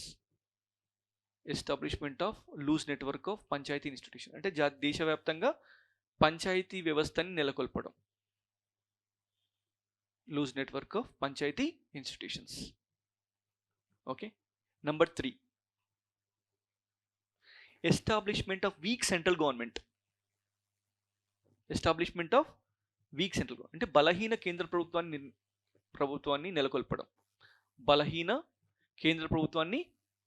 నెలకొల్పడం. మరియు బలమైన స్థానిక ప్రభుత్వాల్ని నెలకొల్పడం.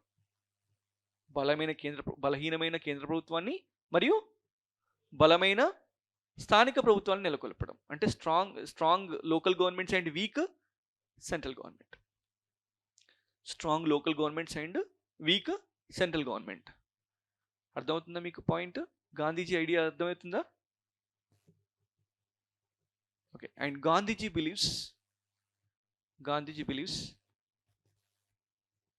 The centralisation increases violence. అంటే కేంద్రీకృత వ్యవస్థ అనేది దేన్ని ఇంక్రీజ్ చేస్తుందట? హింసని ప్రేరేపిస్తుంది.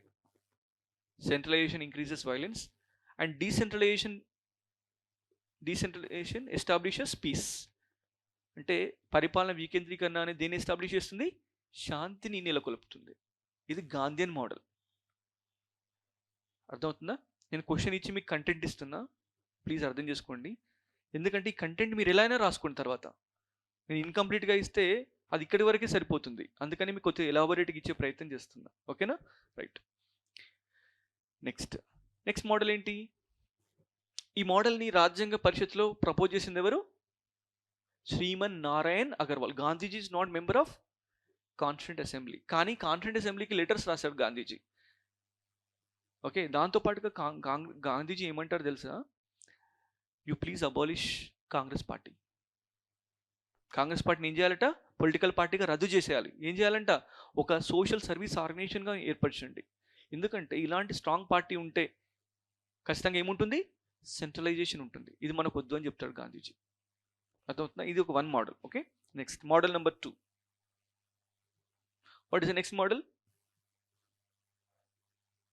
ఏం రాస్తారు? ఏ మోడల్ ఉంటుంది? Soviet union model. Why Soviet Union is best known model? ఎందుకంటే ఇండియన్ సొసైటీలో డైరెక్ట్గా వెస్టర్న్ లిబరల్ వాల్యూస్ని ఇంప్లిమెంట్ చేయడానికి అవకాశం లేదు. ఎందుకు లేదు? సమాజంలో అసమానతలు ఉన్నాయి. అందరూ సమానమే అంటే నిజంగా అందరూ సమానమేనా మన సొసైటీలో? ఖచ్చితంగా కాదు. మన సొసైటీలో బోల్డ్ అని ఇన్ఈక్వాలిటీస్ ఉన్నాయి. జెండర్ ఇన్ఈక్వాలిటీస్ ఉన్నాయి, caste, religion, lot of inequalities are there. మరి వీటన్నింటినీ పరిష్కరించకుండా సమాజంలో సమానత్వాన్ని మనం నెలకొల్పగలుగుతామా? నెలకొల్పలేం. అందుకని మనం ఏం చేయాలి? We need to have strong socio economic agenda.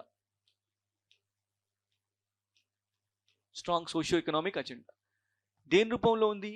By establishing what is that? Justice. ఓకేనా? అంటే ఈ జస్టిస్ దేని ద్వారా సాధ్యమవుతుంది? దేని ద్వారా? సోషలిజం. సోషలిజం అంటే ఏంటి? సామ్యవాదం ద్వారా జరుగుతుంది. ఓకేనా? జస్టిస్ అంటే ఏంటి? న్యాయం. ఏ న్యాయం? న్యాయం అంటే ఏంటి? అదే సామాజిక న్యాయం అంటే ఏంటి? అంటే దాని మీనింగ్ ఏంటని అడుగుతున్నా. అర్థమవుతుందా? ఇలా ఇలా చెప్పాలా? ఓకేనా? యాక్చువల్లీ జస్టిస్ ఇంగ్లీష్లో మనం ఏం చెప్పాలంటే harmonisation of interest in the society. Interest in the society, that is what called as justice. ఈ డెఫినేషన్స్ రాయాలి మీరు ఎగ్జామినేషన్లో. Harmonisation of interest in the society. Interest in the society అంటే తెలుగులో ఏం రాస్తారు? Right down. సమాజంలో సమాజంలో సమాజంలో అందరి ప్రయోజనాలని సంతులనం చేసే ప్రక్రియ.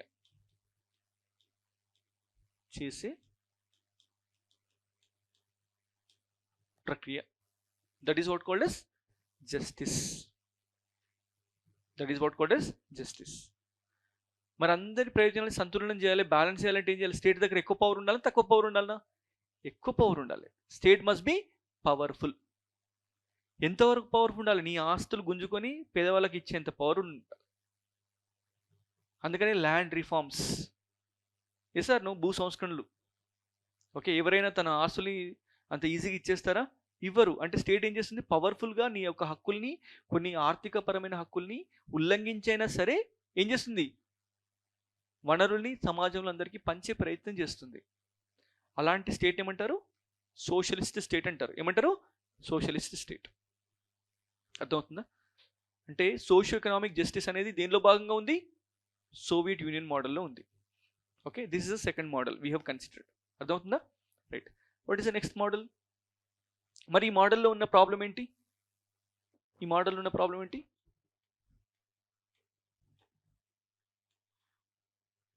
What is that? డెమోక్రసీ లేదు, ప్రజాస్వామ్యం లేదు. పౌరులకు హక్కుల్ని గౌరవిస్తుందా Russia? No respect for the what is that? Fundamental rights. State అనేది మరొక డిక్టేటర్గా మారిపోవడానికి అవకాశం ఉంది. అర్థమవుతుందా? సో మరి నెక్స్ట్ థర్డ్ మోడల్ ఏంటి? రాసారా ఈ పాయింట్స్? ఓకే, మోడల్ నెంబర్ రాసారా లేదా? Please right down these points here. Okay, ఈ నమూనా ప్రకారం సామ్యవాద ప్రభుత్వాన్ని ఏర్పాటు చేయడం, తద్వారా ప్రజలందరికీ సామాజిక ఆర్థిక న్యాయాన్ని అందజేయడం.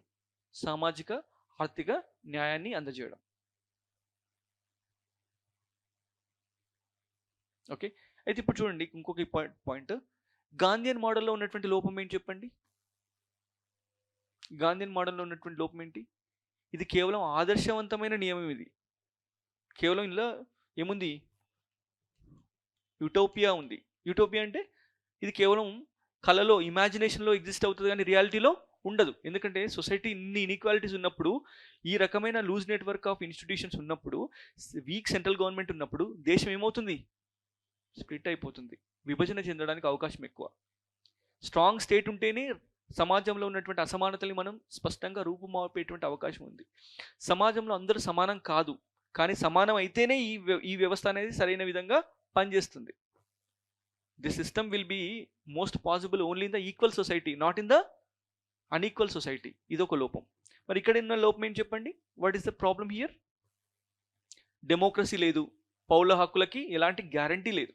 No guarantee for the fundamental rights. అర్థమవుతుందా? నో గ్యారంటీ ఫర్ ద ఫండమెంటల్ రైట్స్. ఇది సోవియట్ యూనియన్ మోడల్. అర్థమవుతుందా?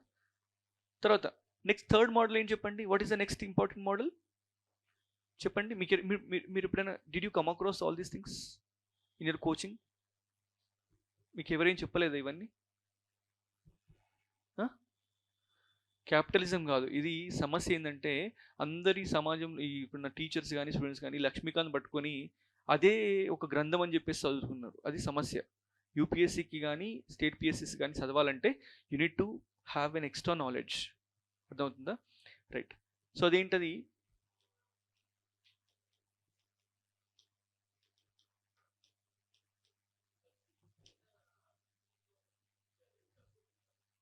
లేదా?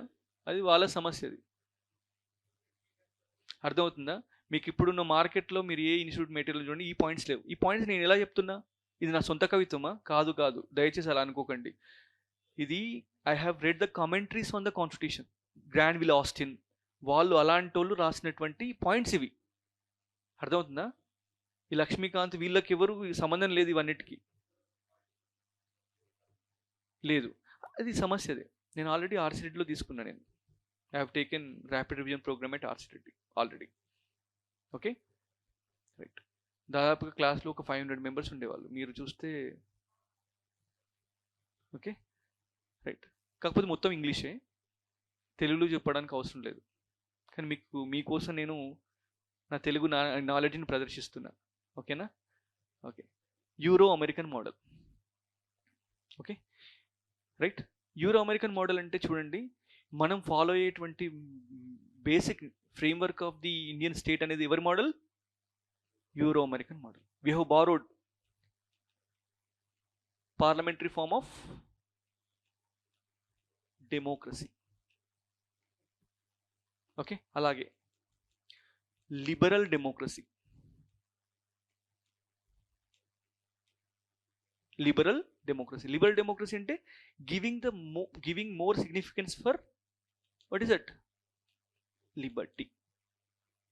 Giving more significance for liberty. వ్యక్తి స్వేచ్ఛకు ప్రాధాన్యత ఇచ్చేటువంటి ప్రజాస్వామ్యం, స్వేచ్ఛాయుత ప్రజాస్వామ్యం. ఏమనొచ్చు?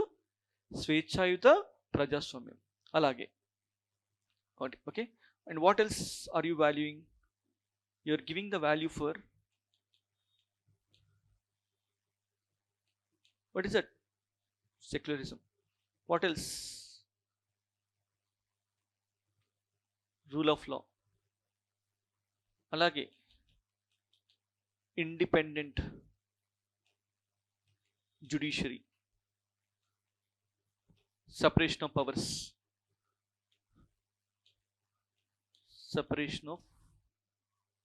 పవర్స్, ఇవన్నీ దేని నుంచి తీసుకున్నాం? Euro American model. అర్థమవుతుందా? ఇలా మనకు 3 మోడల్స్ ఉన్నాయి, మనం కన్సిడర్ చేసిన మోడల్స్. అర్థమవుతుందా? కానీ మనం ఏం చెప్తున్నాం? Indian constitution is not out of clash of ideologies, rather it is a convergence of ideologies. అర్థమవుతుందా? Right. Right down next line. రాజ్యాంగ నిర్మాతలు పైన ఇవ్వబడినటువంటి నమూనాలపైన సమగ్రంగా చర్చించి వాటిలో ఉన్న లోటుపాట్లని గ్రహించి ఏ ఒక్క నమూనాకో కాకుండా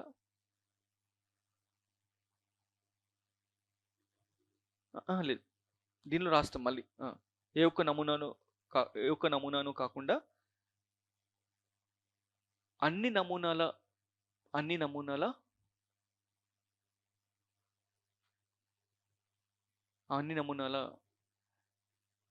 బెనిఫిషియల్ ఆస్పెక్ట్స్ ఏమంటాం? ఉపయోగపడేటువంటి అంశాలని క్రోడీకరించి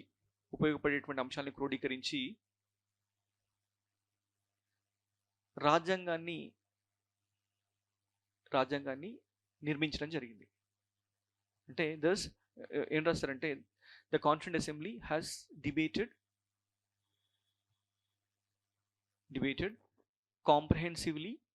comprehensively both on positive and negative sides of the constitution, both on positives and negatives of the above models,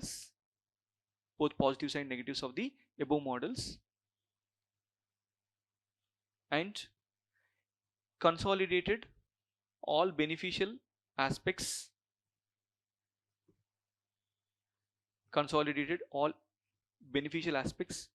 from all the models and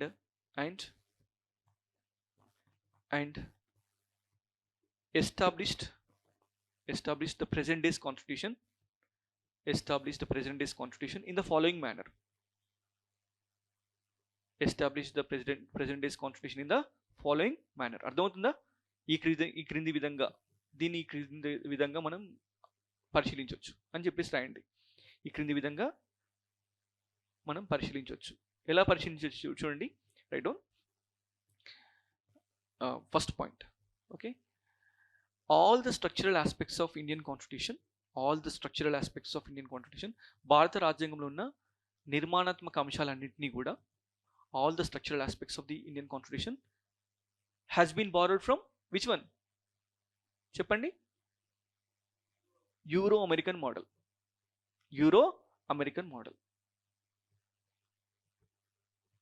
example, organs of the state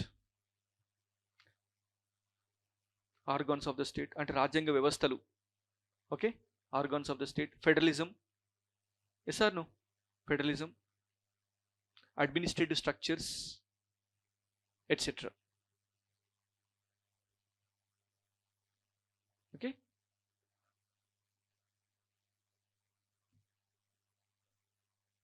అసలు రాజ్యాంగంలో ఉన్న ప్రతి నిర్మాణ ప్రక్రియ దేని నుంచి? యూరో అమెరికన్ మోడల్ నుంచి. Next, similarly the liberal values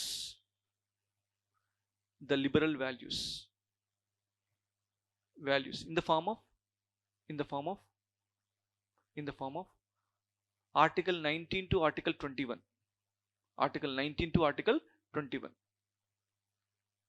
has been inspired from, what is it? Euro American model. ఎందుకంటే లిబర్టీకి ఎక్కువ ఇంపార్టెన్స్ ఇస్తాయి కదా western countries. Yes or no? Yes. ఆ పాయింట్స్ ఎక్కడైతే పైన ఏదైతే రాశారో ఇక్కడ రాసేయండి. ఓకేనా? రైట్. నెక్స్ట్, తర్వాత ఇంకే మోడల్ చెప్పండి. Yes, next line. Apart from the features of Euro American model, అంటే యూరో అమెరికన్ మోడల్లో ఉన్నటువంటి లక్షణాలు మాత్రమే కాకుండా రాజ్యాంగం సామ్యవాదానికి కూడా సరైన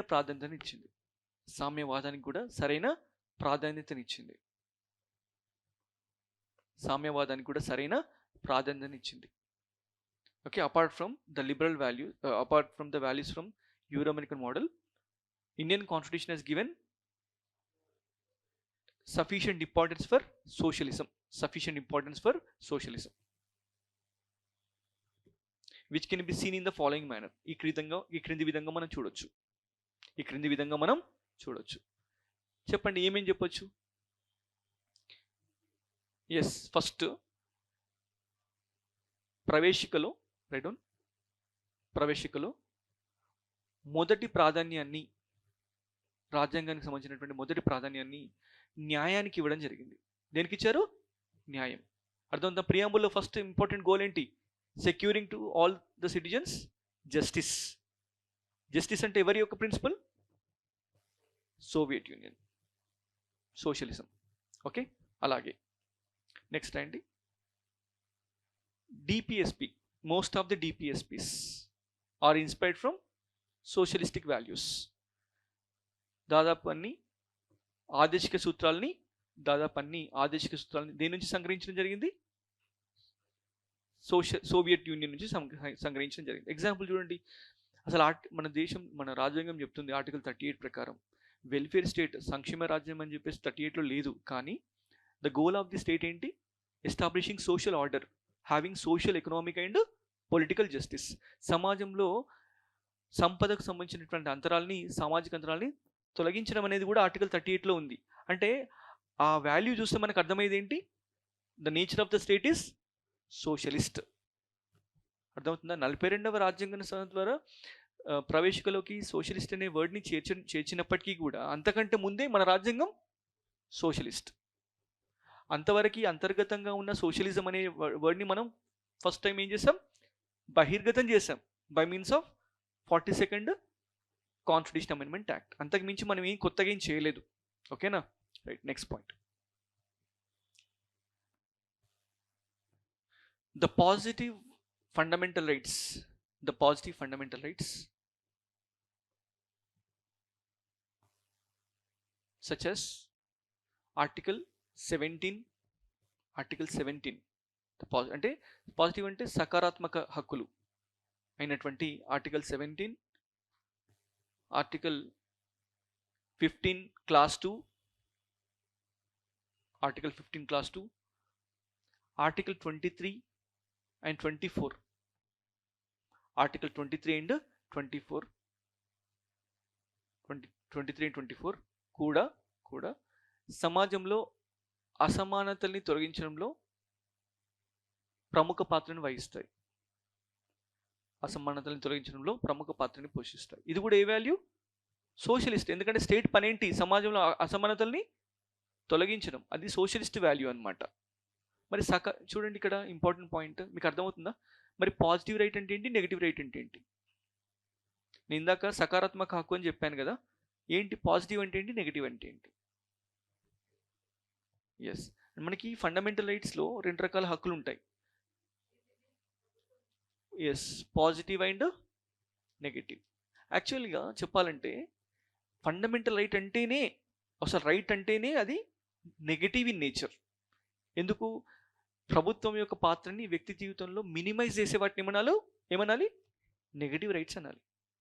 ప్రభుత్వం యొక్క పాత్ర వ్యక్తి జీవితంలో మినిమైజ్ చేయాలి, తగ్గించాలి, వ్యక్తి యొక్క స్వేచ్ఛని పెంచాలి. అలా పెంచే హక్కులు ఏమంటారు? నెగిటివ్ రైట్స్ అంటారు. అంటే those rights which will prohibit the state from interfering in to the lives of the people. మీరు అందుకే చూడండి ఫండమెంటల్ రైట్స్లో రైట్ ఫ్రమ్ ఆర్టికల్ 14 నుంచి మిగతా ఇన్ని చూస్తే, article 14 no person shall be denied equality before law and equal protection of laws. No, underline this. Okay. Article 15 no discrimination. Article 15 class 1 says the state shall not discriminate. 15 class 2 says the society shall not discriminate. 15 class 1 ఎవరిపైన నియంత్రణ ఉంది? State పైన. కాబట్టి ఏంటి? Negative right. 15 class 2 ఏమో society పైన నియంత్రణ, సమాజం పైన. అంటే మీరు అర్థం చేసుకోండి, కొన్ని హక్కులు ప్రభుత్వం పైన బాధ్యతని మోపుతున్నాయి, ప్రభుత్వం యొక్క అధిక పాత్రను నిషేధిస్తున్నాయి. అలాంటి నిషేధించే హక్కులు ఏమంటున్నాం? నెగిటివ్ రైట్స్ అంటున్నాం. ప్రభుత్వానికి బాధ్యతని ఇచ్చేటువంటి హక్కులు ఏమంటున్నాం? పాజిటివ్ రైట్స్, సకారాత్మక హక్కులు అంటున్నాం. Article 17, article tell me 23, 24 and 15 class 2 ఇవేంటి? Positive rights. అంటే ఈ పాజిటివ్ రైట్స్ ఉన్నాయంటే స్టేట్ యొక్క పాత్ర పెరిగినట్ట, తగ్గినట్ట? పెరిగినట్టు. ఏ పర్టికులర్ మోడల్లో స్టేట్ యొక్క పాత్ర పెరుగుతుంది? సోషలిస్టిక్ మోడల్లో, సామ్యవాద ప్రభుత్వంలో మాత్రమే స్టేట్ యొక్క పాత్ర పెరుగుతుంది. యూరో అమెరికన్ మోడల్లో స్టేట్ యొక్క పాత్ర తగ్గుతుంది. అంటే చూడండి మనం ఎలా బ్యాలెన్స్ చేసినాం, అర్థమవుతుందా? ఫ్రేమ్వర్క్ ఆఫ్ అడ్మినిస్ట్రేషన్ అంతా వాళ్ళదే తీసుకున్నాం, లిబర్టీ అనే కాన్సెప్ట్ తీసుకున్నాం, దాంతోపాటుగా సోషలిస్టిక్ ఫీచర్స్ కూడా తీసుకున్నాం. అర్థమవుతుందా? Next time on the other hand మరోవైపు రైట్ డౌన్ గాంధీజీ యొక్క నమూనాని కూడా రాజ్యాంగంలో గాంధీజీ యొక్క నమూనాకి కూడా రాజ్యాంగంలో సముచిత ప్రాధాన్యతని ఇవ్వడం జరిగింది. గాంధీజీ యొక్క నమూనాకి కూడా రాజ్యాంగంలో ఏమి ఇవ్వడం జరిగింది? సముచిత ప్రాధాన్యతని ఇవ్వడం జరిగింది. ఏ రూపంలో ఇచ్చాను చెప్పండి? Article 40 promotion of Panchayati Raj institutions, establishment and promotion of right down. Article 40 establishment and promotion of Panchayati Raj institution, Panchayati Raj వ్యవస్థల్ని నెలకొల్పడం మరియు ప్రోత్సహించడం. ఓకే. అలాగే 43B cooperative societies, promotion of cooperative societies.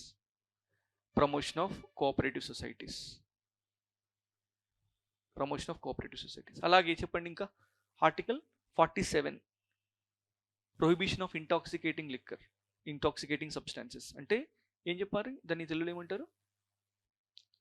మద్యపాన నిషేధం.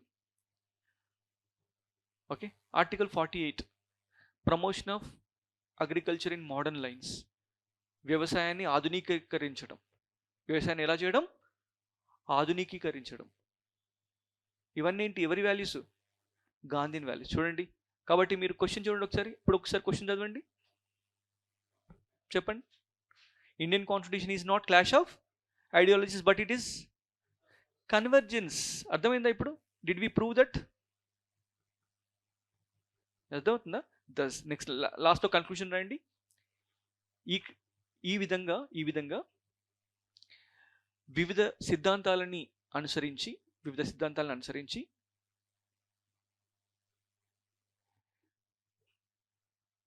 దేశ ప్రజల సంక్షేమాన్ని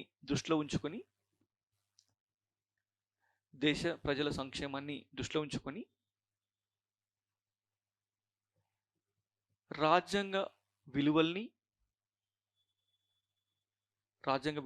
మరియు నిర్మాణాన్ని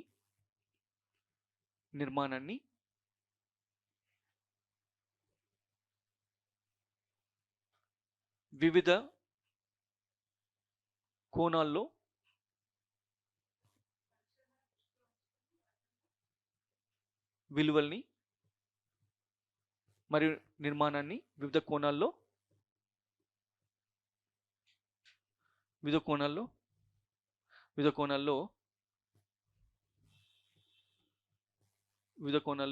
ఆవిష్కరించడం జరిగింది. తద్వారా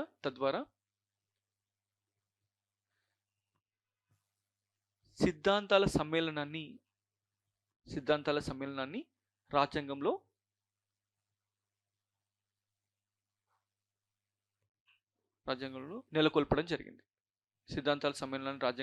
నెలకొల్పడం జరిగింది. Right down. Thus while considering different models of constitution,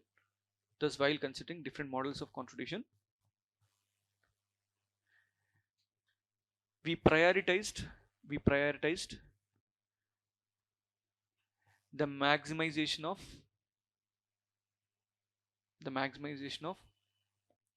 welfareist constitution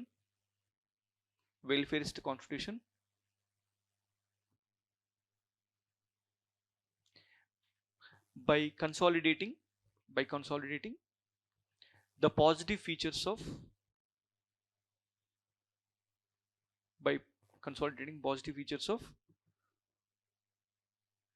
the values, the positive features of various models,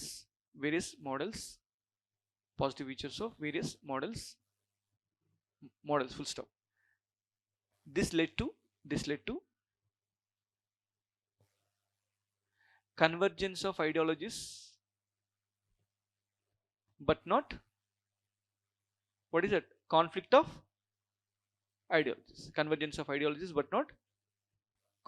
ideologies. This is how you need to write the answer. అర్థమవుతుందా? మీకు ఒక ఐడియా వచ్చిందా? అంటే మన క్వశ్చన్స్ ఎలా అడుగుతారు, మనం ఎలా ఆన్సర్ చెప్పాలి. క్లోజ్ చేసింది. లేదు, రేపు మళ్ళీ కలుద్దాం.